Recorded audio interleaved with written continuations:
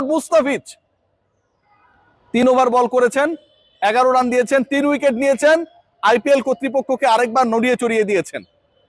16 তারিখে mini auction, সেই অকশনে মুস্তাফিজ সর্বোচ্চ ভিত্তি মূল্যের যে কজন ক্রিকেটার রয়েছে তাদের একজন, 2 কোটি টাকা।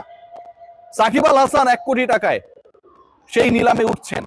মুস্তাফিজ যে এবার দল পাবে, এবং গতবার দল না পাওয়া মুস্তাফিজ পরবর্তী সময় যেভাবে দিল্লিকে সার্ভিস দিয়েছে, ওই দলটা যেমন আফসোস করেছে, আর এবার মুস্তাফিজকে কেনার জন্য যে একটা বড় ধরনের প্রতিদ্বন্দ্বিতা হবে সেটা নিয়ে কোনো ধরনের ডাউট নেই।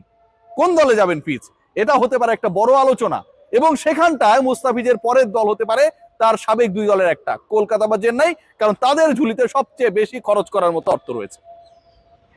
আজকের এই পারফরমেন্স, শরীফুলের 2 উইকেট, মুস্তাফিজের 3 উইকেট, রিশাদের ঝলসে ওঠা, বাংলাদেশের ব্যাটিং ডিপার্টমেন্ট শুরুতে ভালো একটা স্টার্ট করার পর পাওয়ার প্লেটা যখন বাংলাদেশ মোটামুটি কাজে লাগাচ্ছিল মনে হচ্ছিল, সেই 6 ওভারের মধ্যে 2 উইকেট হারিয়ে ফেলা, লিটন কুমার দাস সাহেবকে হারানোর পরে যখন মনে হচ্ছিল ওই যে 65-তে 4টা, 87-তে 6 উইকেট চলে যাবে, সেই জায়গা থেকে আর উইকেট না হারানো, অবিচ্ছিন্ন তৃতীয় উইকেট জুটিতে 73 রানের পার্টনারশিপ করা, অপরাজিত থেকে 4 মেরে দলকে জেতানো, প্রথম 3টা বাউন্ডারি ওভার বাউন্ডারির প্রত্যেকটাই ছক্কা মারা ইমনের দ্বারা, 6 মেরে হাফ সেঞ্চুরি করা তামিমের, সব মিলে বাংলাদেশ দল আজকে যে পারফরমেন্সটা করেছে, হোক সেটা আয়ারল্যান্ডের বিপক্ষে, আজকে হেরে গেলে সিরিজ হেরে যেত, তখন আপনারা আমরা সবাই গালি দিতাম।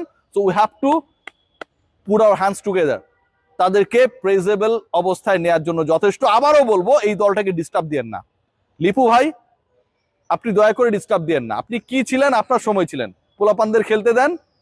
ক্যাপ্টেন আলটিমেটলি ডিসাইড করবে, প্ল্যান করবে, যেহেতু আপনি মাঠেও যান না, খেলাও দেখেন না, মিডিয়ার সামনেও আসেন না, বিপিএল এর অপশনও নাকি আপনাদের কেউ দেখে নাই। সো আপনি দয়া করে এই পোলাপানদেরকে ডিস্টার্ব করেন না।